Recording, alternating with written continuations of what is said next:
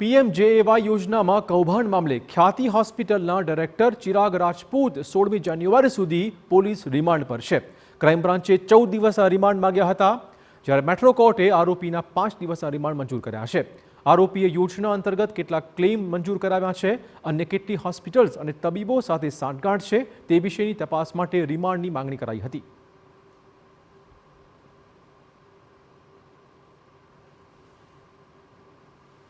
समग्र FIR was based on a confessional statement.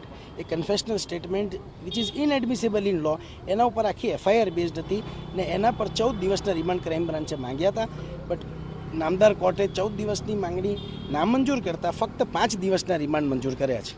આ PM જય યોજનામાં કેટલા અધિકારીઓ, કયા અધિકારી કર્મચારી સંડોવાયેલ છે તેની તપાસ કરવા માટે, કેટલો આર્થિક લાભ કોણે લીધેલ છે તેની તપાસ કરવા માટે તથા अन्य कोई गैरकायदेसर आयुष्मान कार्ड बनावવાની પ્રક્રિયામાં સંડોવાયેલ છે કે કેમ વગેરે કુલ 9 મુદ્દાની રિમાન્ડની માંગણી પોલીસ દ્વારા કરવામાં આવેલી અને એમાં નામદાર કોર્ટે રિમાન્ડ મંજૂર કરેલ છે।